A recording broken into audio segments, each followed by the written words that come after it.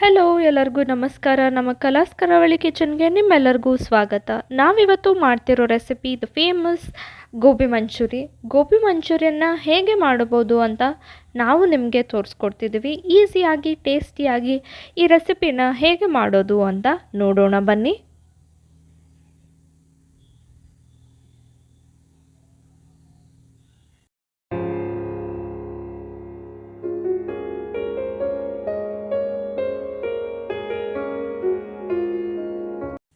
First ನಾವಿಲ್ಲಿ ಗೋಬಿಗೆ ಅರಿಶಿನ ಮತ್ತು ಉಪ್ಪನ್ನು ಹಾಕಿ ತೊಳೆದಿಟ್ಕೊಂಡಿದ್ವಿ. ನೆಕ್ಸ್ಟು ತೊಳೆದಿಟ್ಕೊಂಡಿರೋ ಗೋಬಿಗೆ ಈಗ ಉಪ್ಪನ್ನು ಹಾಕೋತಿದ್ದೀವಿ, ಹಾಗೆ ಅರಿಶಿನ,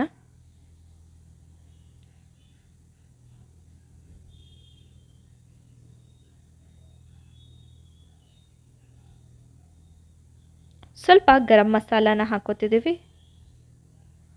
ಇದನ್ನು ಚೆನ್ನಾಗಿ ಮಿಕ್ಸ್ ಮಾಡ್ಕೋಬೇಕಾಗತ್ತೆ. ಗರಂ ಮಸಾಲಾನ ಯಾಕೆ ಹಾಕ್ಕೊಂಡ್ವಿ ಅಂದರೆ ಗರಂ ಮಸಾಲ ಟೇಸ್ಟ್ ಚೆನ್ನಾಗಿರುತ್ತೆ, ಗೋಬಿ ಜೊತೆ ಗರಂ ಮಸಾಲ ಟೇಸ್ಟು ಚೆನ್ನಾಗಿರುತ್ತೆ ಅಂತ ಹಾಕ್ಕೊಂಡಿದ್ದೀವಿ. ನೆಕ್ಸ್ಟು ಇನ್ನೊಂದು ಬೌಲ್ಗೆ ನಾವು 1 ಕಪ್ ಮೈದಾ ಹಿಟ್ಟನ್ನು ಹಾಕ್ಕೊಂಡಿದ್ದೀವಿ. 1 ಕಪ್ ಮೈದಾ ಹಿಟ್ಟಿಗೆ ಆಲ್ಮೋಸ್ಟ್ ಅರ್ಧ ಕಪ್ ಕಾರ್ನ್ಫ್ಲೋರ್ನ ಹಾಕ್ಕೋಬೇಕಾಗತ್ತೆ.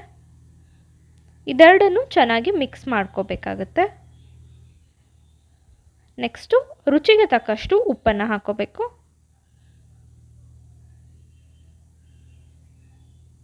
ಹಾಗೆ ಸ್ವಲ್ಪ ಅರಿಶಿನ, ಖಾರ ಪುಡಿ,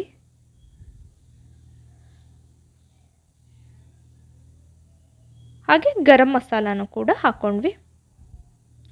ಇದನ್ನು ಕೂಡ ಹಾಗೆ ನೀರಿಲ್ಲದೆ ಚೆನ್ನಾಗಿ ಮಿಕ್ಸ್ ಮಾಡ್ಕೊಂಡ್ವಿ ಫಸ್ಟು. ನೆಕ್ಸ್ಟು ಎಷ್ಟು ನೀರು ಬೇಕಾಗುತ್ತೋ ಅಷ್ಟು ನೀರನ್ನು ಹಾಕಿ ಸ್ವಲ್ಪ ಸ್ವಲ್ಪ ನೀರನ್ನು ಸೇರಿಸ್ತಾ ಮಿಕ್ಸ್ ಮಾಡ್ಕೋತಾ ಹೋಗಬೇಕಾಗತ್ತೆ. ನೋಡಿ, ಈ ರೀತಿ ಸ್ವಲ್ಪ ಸ್ವಲ್ಪ ನೀರನ್ನೇ ಸೇರಿಸ್ತಾ ಮಿಕ್ಸ್ ಮಾಡ್ಕೊಳ್ತಾ ಹೋದರೆ ಈ ಬಜ್ಜಿ ಹಿಟ್ಟು ಏನಿರುತ್ತೋ ಬಜ್ಜಿ ಹಿಟ್ಟಿಗಿಂತ ಸ್ವಲ್ಪ ತಿಕ್ಕಾಗಿ ಮಾಡ್ಕೊಂಡಿದ್ದೀವಿ. ನೆಕ್ಸ್ಟ್ ಇದಕ್ಕೆ ಕರಿಬೇವು ಹಾಗೆ ಕೊತ್ತಂಬರಿ ಸೊಪ್ಪನ್ನು ಹಾಕೋತಿದ್ದೀವಿ. ಇದು ಎಕ್ಸ್ಟ್ರಾ ಟೇಸ್ಟ್ನ ಕೊಡುತ್ತೆ, ಹಾಗೆ ಎಣ್ಣೆಯಲ್ಲಿ ಕರಿದಾಗ ಕ್ರಂಚಿಯಾಗಿ ಕೂಡ ಇರುತ್ತೆ ಅಂತ ಹಾಕ್ಕೊಂಡಿದ್ದೀವಿ. ಇದನ್ನ ಮಿಕ್ಸ್ ಮಾಡ್ಕೊಂಡ್ವಿ ಹಿಟ್ಟಿನ ಜೊತೆ. ಈಗ ಇದಕ್ಕೆ ನಾವು ಗೋಬಿನ ಏನು ಆವಾಗಲೇ ಮಸಾಲೆ ಮತ್ತು ಉಪ್ಪನ್ನು ಹಾಕಿ ಕಲಸಿಟ್ಟಿದ್ವು ಅದನ್ನು ಇದರ ಜೊತೆ ಮಿಕ್ಸ್ ಮಾಡ್ಕೋತಿದ್ದೀವಿ. ಇದನ್ನು 1-2 ಗಂಟೆಗಳ ಕಾಲ ಹಾಗೆ ಇಡಬೇಕಾಗತ್ತೆ. ಇಲ್ಲ ಅಂದರೆ ನೀವು ಹಾಗೆ ಎಣ್ಣೆಯಲ್ಲಿ ಕರಿತೀರ ಅಂದರೆ ಎಣ್ಣೆಯಲ್ಲಿ ಎಲ್ಲ ಹಿಟ್ಟು ಎಲ್ಲ ಬಿಟ್ಕೊಂಡು ಬಿಡುತ್ತೆ. ಸೊ 2 ಗಂಟೆಗಳ ಕಾಲ ಹಾಗೆ ಇಡಿ. ನೆಕ್ಸ್ಟು ಇದನ್ನು ಎಣ್ಣೆಗೆ ಹಾಕ್ತಿದ್ದೀವಿ.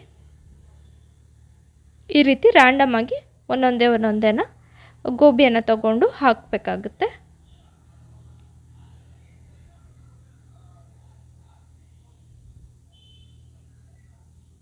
ಈ ರೀತಿ ಗೋಲ್ಡನ್ ಬ್ರೌನ್ ಆಗೋ ತನಕ ಫ್ರೈ ಮಾಡಿದರೆ ಕರಿದುಕೊಂಡಿರೋ ಗೋಬಿ ರೆಡಿಯಾಗಿದೆ. ನೋಡಿ, ಈ ರೀತಿ ಈ ಕಲರ್ ಬರಬೇಕಾಗುತ್ತೆ. ಎಲ್ಲ ಕಡೆ ಚೆನ್ನಾಗಿ ಬೇಯಬೇಕು. ಮೀಡಿಯಮ್ ಫ್ಲೇಮಲ್ಲಿ ಇಟ್ಕೊಳ್ಳಿ. ನೆಕ್ಸ್ಟು ಒಂದು ಬಾಣಲೆಗೆ ಸ್ವಲ್ಪ ಎಣ್ಣೆ ಹಾಗೆ ಈರುಳ್ಳಿ, ಚಿಕ್ಕದಾಗಿ ಹೆಚ್ಚಿರೋ ಅಂಥ ಈರುಳ್ಳಿನ ತೊಗೊಂಡಿದ್ದೀವಿ. ಈರುಳ್ಳಿನ ಸ್ವಲ್ಪ ಜಾಸ್ತಿ ಹಾಕ್ಕೊಳ್ಳಿ. ಹಾಗೆ ಕ್ಯಾಪ್ಸಿಕಮ್,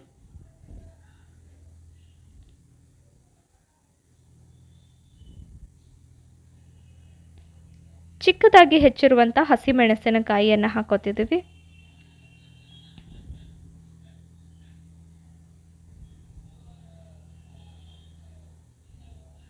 ಇದನ್ನು ಚೆನ್ನಾಗಿ ಫ್ರೈ ಮಾಡ್ಕೋಬೇಕಾಗತ್ತೆ. ನೀವು ಗೋಬಿ ಮಂಚೂರಿಯಲ್ಲಿ ನೋಡಿರ್ತೀರ, ಜಾಸ್ತಿ ಏನು ತರಕಾರಿನ ಫ್ರೈ ಮಾಡಿರಲ್ಲ, ಸ್ವಲ್ಪ ಫ್ರೈ ಮಾಡಿಕೊಂಡ್ರೆ ಸಾಕಾಗುತ್ತೆ. ನೆಕ್ಸ್ಟ್ ನಾವಿದಕ್ಕೆ ಶುಂಠಿ ಬೆಳ್ಳುಳ್ಳಿ ಪೇಸ್ಟನ್ನು ಹಾಕೋತಿದ್ದೀವಿ.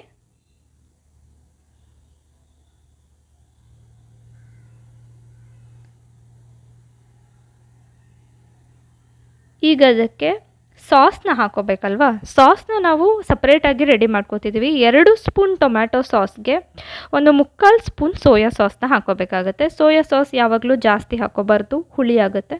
ನೆಕ್ಸ್ಟು ಅದಕ್ಕೆ ಸ್ವಲ್ಪ ಖಾರ ಪುಡಿಯನ್ನು ಹಾಕ್ಕೊಂಡಿದ್ದೀವಿ, ಹಾಗೆ ಗರಂ ಮಸಾಲ, ಸ್ವಲ್ಪ ನೀರನ್ನು ಕೂಡ ಹಾಕಿ ಚೆನ್ನಾಗಿ ಮಿಕ್ಸ್ ಮಾಡ್ಕೊತಿದ್ದೀವಿ.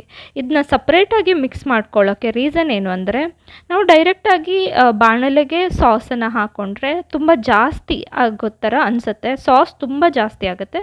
ಸೊ ಈ ರೀತಿ ಸಪ್ರೇಟಾಗಿ ಮಿಕ್ಸ್ ಮಾಡಿಕೊಂಡ್ರೆ ಈಸಿಯಾಗಿರುತ್ತೆ, ಹಾಗೆ ಸಾಸ್ ಕೂಡ ತುಂಬ ಅತಿಯಾಗಿದೆ ಅಂತ ಅನಿಸಲ್ಲ. ಈಗ ಇದನ್ನು ನಾವು ಈ ಫ್ರೈ ಮಾಡ್ಕೊಂಡಿರೋ ತರಕಾರಿಗೆ ಹಾಕೋತಿದ್ದೀವಿ. ಮತ್ತು ಇದಕ್ಕೆ ನೀವು ಸ್ವಲ್ಪ ನೀರನ್ನು ಕೂಡ ಸೇರಿಸ್ಕೋಬೋದು.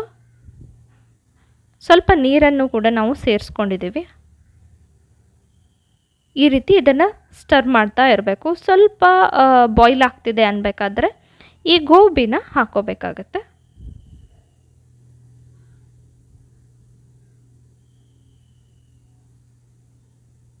ಗೋಬಿನ ಹಾಕ್ಕೊಂಡು ಇದನ್ನು ಚೆನ್ನಾಗಿ ಮಿಕ್ಸ್ ಮಾಡ್ಕೋಬೇಕು, ಅಂದರೆ ಟಾಸ್ ಮಾಡಬೇಕಾಗತ್ತೆ.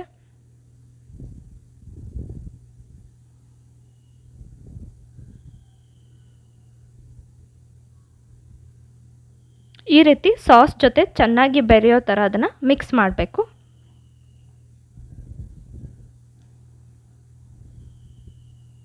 ನೋಡಿ, ಈ ರೀತಿ ಮಾಡಿಕೊಂಡ್ರೆ ಚೆನ್ನಾಗಿರುತ್ತೆ, ಸಾಸ್ ಕೂಡ ಚೆನ್ನಾಗಿ ಇಟ್ಕೊಳ್ಳುತ್ತೆ.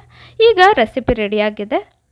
ಟೇಸ್ಟಿಯಾದ ಗೋಬಿ ಮಂಚೂರಿನ ಈರುಳ್ಳಿ ಹಾಗೂ ಕ್ಯಾಪ್ಸಿಕಮ್ ಹಾಗೆ ಕ್ಯಾಬೇಜ್ ಮತ್ತು ಸ್ವಲ್ಪ ಟೊಮ್ಯಾಟೊ ಜೊತೆ ನಾವು ಇದನ್ನ ಅಲಂಕರಿಸ್ತಾ ಇದ್ದೀವಿ. ತುಂಬ ಟೇಸ್ಟಿಯಾಗಿರೋ ರೆಸಿಪಿ, ತುಂಬ ಈಸಿಯಾಗಿರೋ ರೆಸಿಪಿ. ನೀವು ಹೊರಗಡೆ ಹೋಗಿದ್ದರೆ ಗೋಬಿ ಮಂಚೂರಿನ ತಿಂದಿರ್ತೀರ, ಹಾಗೆ ಮನೆಯಲ್ಲೇ ಮಾಡಿಕೊಳ್ಳುವಂಥ ಖುಷಿನೇ ಬೇರೆ ಅಲ್ವಾ. ಅದಕ್ಕೆ ಮನೆಯಲ್ಲೇ ಮಾಡಿಕೊಂಡು ಇದನ್ನು ಟ್ರೈ ಮಾಡಿ ನಮಗೆ ಹೇಗೆ ಬಂತು ಅಂತ ನಮಗೆ ಕಮೆಂಟ್ ಸೆಕ್ಷನ್ನಲ್ಲಿ ತಿಳಿಸಿ ಅಂತ ಕೇಳ್ಕೊತೀವಿ. ಹೋಪ್ ನಿಮ್ಮೆಲ್ಲರಿಗೂ ಈ ವಿಡಿಯೋ ಇಷ್ಟ ಆಗಿದೆ ಅಂತ. ಈ ವಿಡಿಯೋ ಇಷ್ಟ ಆಗಿದ್ದರೆ ನಮ್ಮ ಚಾನಲ್ನ ಸಬ್ಸ್ಕ್ರೈಬ್ ಮಾಡ್ಕೊಳ್ಳೋದನ್ನು ಮರಿಬೇಡಿ. ಹಾಗೆ ಬೇರೆಯವ್ರಿಗೂ ಕೂಡ ಈ ರೀತಿಯ ಉಪಯೋಗಕರ ವಿಡಿಯೋಗಳನ್ನ ಶೇರ್ ಮಾಡಿ ಅಂತ ಕೇಳ್ಕೊತೀವಿ.